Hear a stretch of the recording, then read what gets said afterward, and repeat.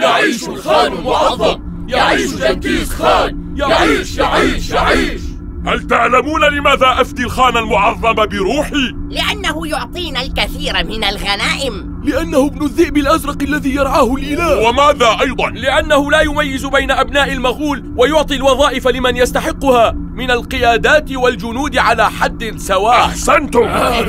ولا تنسوا أنه وحد قبائل المغول وأنشأ إمبراطورية عظيمة، وانتقم لنا من ملوك الصين الذين قتلوا آباءنا، وها نحن اليوم نغزو العالم ولا أحد يستطيع الوقوف في وجهنا. يعيش الخان المعظم، يعيش جنكيز خان، يعيش يعيش يعيش يعيش. السلام عليكم ورحمة الله وبركاته. المغول شعب رحال من جملة القبائل التركية القديمة، استوطنوا سهول شرق آسيا في دولة منغوليا الآن.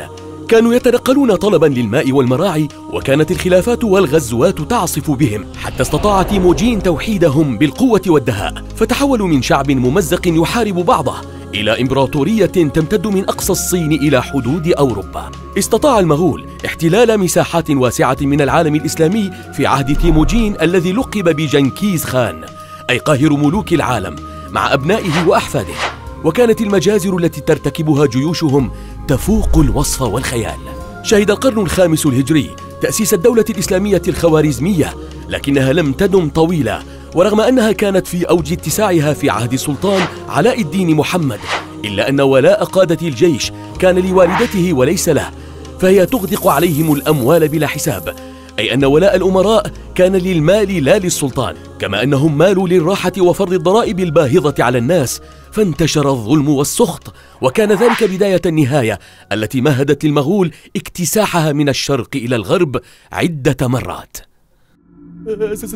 سيدي السلطان، ابن خالكم الأمير إينال هان ما به؟ قتل 300 تاجر من تجار المغول الذين أرسلهم جنكيز خان إلى بلادنا. الأحمق اللعين، كيف يفعل ذلك؟ من أعطاه الأمر؟ ما العمل الآن أيها الوزراء؟ تبا له تبا له تبا له، أجيبوني. نتجهز للحرب يا سيدي. نعرض عليه الصلح. أيها السلطان، جنكيز خان العظيم ملك العالم يأمرك إما أن تسلمنا القاتل وإما أن تقاتل. اقطعوا رأس هذا الكافر. وأنت أخبر خانك بأنه سيلقى جيشا يحطم غروره. حسنا حسنا حسنا. هل أنتم مستعدون يا إخوتي؟ بكل تأكيد بكل تأكيد سيد المعظم. نحن المغول لا نرضع الحليب من أمهاتنا، وإنما دماء الفرسان والمحاربين. نعم. هجوم! بالرغم من انتهاء هذه المعركة بالتعادل، إلا أنها كانت بداية النهاية، فقد تفرق جيش الخوارزميين في عدة مدن مثل سمرقند وبخارى وأوجندا والجرجانية عاصمة الدولة، فكان ذلك هدفا أسهل للمغول الذين آمنوا بأن الوحشية المفرطة تدفع الناس للاستسلام. وهكذا هاجموا هذه المدن بوحشية واحدة تلو الأخرى، وأبادوا أهلها عن بكرة أبيهم، فمبدأهم هو إما الاستسلام أو الإبادة. ظل السلطان الخوارزمي يهرب من مدينة إلى مدينة ومن قلعة إلى أخرى، حتى مات في حصن مهجور وحيدا. وقد سمعه أحد أبنائه يقول في تلك اللحظات: لم يبق لنا مما ملكنا من أقاليم الأرض إلا قدر ذراعين، تحفر فنقبر، وما الدنيا لساكنها بدار. لكن يا أخي، نعلم أن المغول عاشوا في السهول والخيام حياة القبائل والرعاة المتنقلين، فكيف استطاعوا اجتياح الصين والمملكة الخوارزمية التي تمتلك جيوشا متقدمة عسكريا آنذاك بهذه السرعة؟ ما سر قوتهم؟ سؤال وجيه. لقد استخدم جنكيز خان عدة خطوات عسكرية ذكية مكنته من هزيمة أعدائه وإن فاقوه قوة أو عددا، منها أنه وحد قبائل المغول تحت قيادته، وأنشأ نظاما قويا للبريد السريع، وجهازا أمنيا مهمته جمع المعلومات واختراق الأعداء، فأرسل الجواسيس في مختلف الدول المحيطة به، واستغل لحظات الضعف ليوجه ضرباته القاضية، حتى إنه كان يستخدم الأسرى والخونة في قتال أبناء بلدهم. ونجحت هذه الاستراتيجية مع الصين التي احتلها في عامين. هذا على المستوى العام.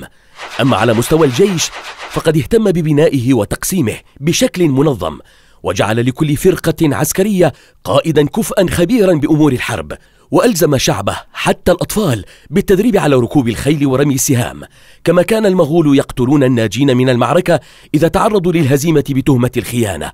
وهذا يذكرنا بالنظام العسكري في إسبارتا، أقوى نظام عسكري لدى الإغريق، كما أقام علاقات دبلوماسية مع الصليبيين، وسمح للمبشرين النصارى بالتجول في أراضيه بحرية كاملة. هذه الخطوات كلها جعلت منهم وحشا يحرق الأخضر واليابس، ولا تكاد قوة في الأرض تقف بوجهه. هل استمر الحال هكذا حتى بعد وفاة جنكيز خان؟ استمرت دولة المغول بالصعود السريع، فقد استلم أوكتاي القيادة بعد وفاة والده جنكيز خان، واستكمل خطته للتوسع واحتلال العالم الإسلامي، فحارب السلطان جلال الدين منكوبرتي حتى انهار ما بقي من الدولة الخوارزمية، ثم بدأ التمدد نحو أراضي الدولة السلجوقية في الأناضول وأراضي الخليفة المستنصر بالله في العراق، إلا أن وفاة أوكتاي وانشغال أولاده باقتسام أملاك الإمبراطورية أوقف هذا التمدد مؤقتا. وهنا تعززت العلاقة أكبر وأكثر مع ممالك أوروبا التي أرسلت العديد من البعثات لتقوية العلاقات مع المغول وتحريضهم على غزو بغداد وبلاد الشام، مثل بعثة البابا إنوسنتوس الرابع وبعثة ملك فرنسا لويس التاسع. أخيرا جاء حفيده منكو خان الذي كلف أخاه هولاكو باستكمال السيطرة على أوروبا والعالم الإسلامي. وهنا سار جيش هولاكو من قراقورم وسط الإمبراطورية المغولية، فدمر قلاع فرقة الحشاشين وسط آسيا، ثم حاصر بغداد من جهاتها الأربع. وخلال 5 أيام من الحصار استسلم الخليفة ودخل المغول بغداد يدمرون ويقتلون ويغتصبون لمدة أسبوع كامل، حتى أغلقت الطرق لتراكم الجثث فيها، وهدمت عشرات المساجد والقصور والمستشفيات، وأحرقوا المكتبات العظيمة التي اشتهرت بها. يا إلهي، كل هذا في سنوات قليلة، لماذا؟ أين ذهب جيش الخليفة؟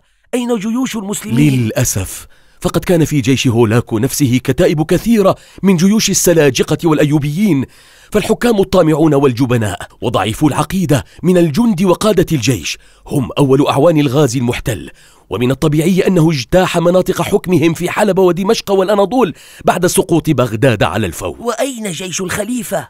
قبل غزو المغول ب2 كان للخليفة جيش عدده 100,000، لكنه كان مهملا لتطويره وتدريبه، فسرح ثلثي الجيش بناء على نصيحة وزيره القرمطي المؤيد بن العلقمي الذي كان متوافقا مع المغول في إسقاط الخلافة العباسية، والثلث الباقي كان مجرد أسماء على الورق، وحين جاءت المعركة كانوا أضعف من مواجهة كتيبة واحدة من جيش المغول.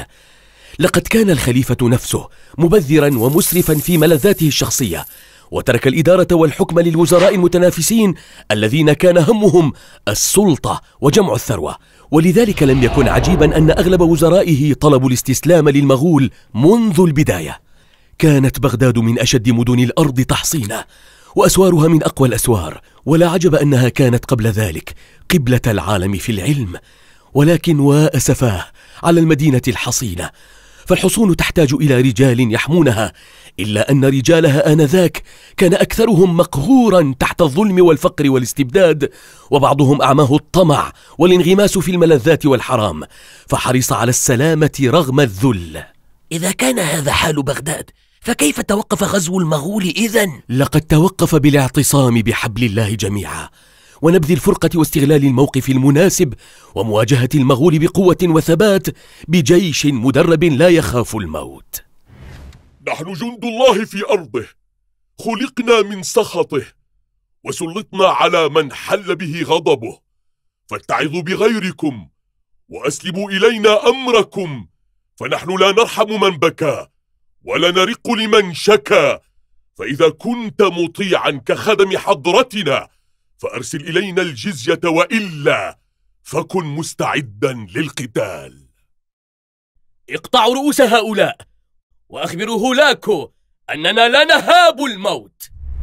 جمع السلطان قطز جيوشه رغم معارضة بعض القادة، وأصر على المواجهة ولو بمفرده، فأطاعوه مجبرين، كما أنه صالح الظاهر ببرس القائد المحنك، وطلب منه العودة مع جنوده إلى الجيش لمواجهة المغول. إن النصر في معركة عين جالوت لم يكن سهلا، فقد حضر له السلطان كثيرا، واستغل رجوع هولاكو مع جيشه الأساسي إلى الصين لمواجهة الفتن الداخلية التي تعصف بالإمبراطورية، فلم يبق إلا عدد قليل من المرتزقة وكتائب المغول في دمشق. كما استنفر العلماء الناس للجهاد، وخرج الإمام العز بن عبد السلام ينادي بين الناس يحضهم على التطوع في سبيل الله للدفاع عن أرضهم ودينهم، وأعيد ترتيب الجيش وجمعت المعلومات اللازمة لوضع الخطة الحربية المناسبة. حرض السلطان كتائب المسلمين في جيش المغول للانقلاب عليهم، وهو ما حدث، حيث انسحب أمير حمص مع جيشه من المعركة قبل انطلاقها. وأهم من ذلك أن السلطان نفسه كان في مقدمة الصفوف يقاتل بلا خوف أو مهابة، مما أشعل الشجاعة في صفوف المسلمين الذين كانوا يظنون أن جيش المغول لا يقهر. لقد كانت المعركة تنفيذا واضحا لقوله تعالى: إن الله لا يغير ما بقوم حتى يغيروا ما بأنفسهم. بانتصار المماليك في عين جالوت استطاعوا السيطرة على دمشق وحلب والموصل وصولا إلى الأناضول، بينما تمركز المغول في العراق وبلاد فارس وما وراء النهر. حاول هولاكو البدء بحملة جديدة مع أوروبا ضد المسلمين، فأرسل رسالة للملك لويس التاسع يعرض عليه التحالف وغزو القدس، مقابل أن يهاجم لويس مصر عن طريق البحر بأسطوله. لكن الصراعات الداخلية مزقت الإمبراطورية المغولية، وتوسعت دولة المماليك لتشمل مصر وبلاد الشام والحجاز وأجزاء من العراق واليمن. لله في التاريخ سنن واضحة، ومن تركها خسر أمام القوى الصاعدة، فابدأ التغيير ولو بنفسك، فإن الله يقول: قل لا يستوي الخبيث والطيب ولو أعجبك كثرة الخبيث، فاتقوا الله يا أولي الألباب لعلكم تفلحون.